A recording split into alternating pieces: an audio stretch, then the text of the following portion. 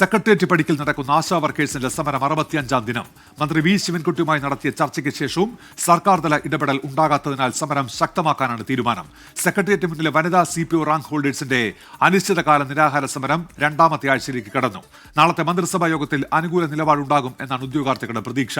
MG Pratheesh ചേരുന്നുണ്ട് വിശദാംശങ്ങളുമായി. ഇപ്പോൾ സെക്രട്ടേറിയറ്റ് മുന്നിൽ നിന്ന് MG പ്രതീഷ്, 2 പ്രധാനപ്പെട്ട സമരങ്ങൾ തുടരുകയാണ് സെക്രട്ടേറിയറ്റിന് മുന്നിൽ. എന്തൊക്കെയാണ് വിവരങ്ങൾ പ്രതീഷ്?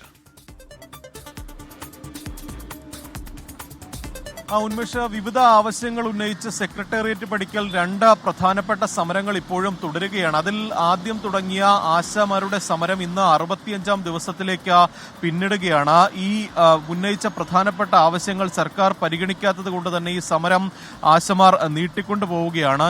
ഈ ആവശ്യങ്ങൾ അംഗീകരിക്കും വരെ സമരത്തിൽ നിന്ന് പിന്നോട്ടില്ല എന്നതാണ് ആശമാരുടെ നിലപാട്. അതായത് ഓണറേറിയം വർധനവാണ് ഇവർ ആവശ്യപ്പെടുന്ന പ്രധാനപ്പെട്ട ആവശ്യങ്ങളിലൊന്ന്. മറ്റൊന്ന് ഈ വിരമിക്കൽ ആനുകൂല്യം 5 ലക്ഷം രൂപ നൽകുക എന്നതാണ്. ഈ 2 ആവശ്യങ്ങളും സർക്കാർ നിലവിൽ അംഗീകരിച്ചിട്ടില്ല. അതുകൊണ്ട് തന്നെ ശക്തമായ പ്രതിഷേധം സമരപരിപാടികളുമായി മുന്നോട്ട് പോകാനാണ് കഴിഞ്ഞ ദിവസങ്ങളിൽ ഉൾപ്പെടെ ചേർന്ന യോഗ തീരുമാനം. രാപ്പകൽ സമരം ഇന്ന് 65-ാം ദിവസത്തിലേക്കും ഒപ്പം ആശമാരുടെ നിരാഹാര സമരം 27-ാം ദിവസത്തിലേക്കും കടന്നിട്ടുണ്ട്. അവസാനമായി ആശമാരുമായി തൊഴിൽ മന്ത്രി വി ശിവൻകുട്ടിയാണ് ചർച്ച നടത്തിയത്. അതിനുശേഷം സർക്കാരിന്റെ മറ്റ് ഇടപെടലോ ചർച്ചകളോ ഒന്നും തന്നെ ഇതുമായി ബന്ധപ്പെട്ട ഉണ്ടായിട്ടില്ല. അതുകൊണ്ട് തന്നെ ഇനി മുന്നോട്ടുള്ള ഒരു സമരപരിപാടികൾ എങ്ങനെയായിരിക്കുമെന്നതാണ് ഏറ്റവും പ്രധാനപ്പെട്ട കാര്യം. നേരത്തെ ഈ തദ്ദേശ ഭരണ സ്ഥാപന പ്രതിനിധികൾക്ക് ഈ മാസം 21-ന് ഒരു ആദരം നൽകാൻ ആശമാർ തീരുമാനിച്ചിട്ടുണ്ട്. കാരണം ആശമാർക്ക് ഐക്യദാർഢ്യം പ്രഖ്യാപിച്ച തദ്ദേശ സ്ഥാപന പ്രതിനിധികൾക്കാണ് അത്തരത്തിലൊരു ഐക്യദാർഢ്യം നൽകുന്നത്.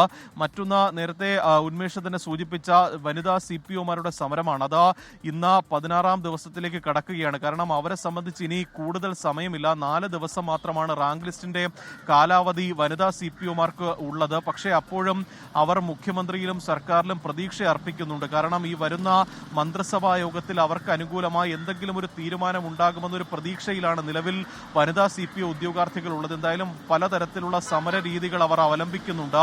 ഈ വിഷുദിനത്തിൽ ഉൾപ്പെടെ ഈ സെക്രട്ടേറിയറ്റ് പടിക്കൽ കണ്ട സമര രീതികളൊക്കെ തന്നെ വളരെ ശ്രദ്ധേയമായിരുന്നു. എന്തായാലും സമരവുമായി മുന്നോട്ട് പോകാൻ തന്നെയാണ് വനിതാ ഉദ്യോഗാർത്ഥികളുടെയും തീരുമാനം. ഉന്മേഷം, MG പ്രതീഷാണ് വാർത്തയുടെ വിശദാംശങ്ങൾ നൽകിയത്. ഇപ്പോൾ തിരുവനന്തപുരത്ത് നിന്ന്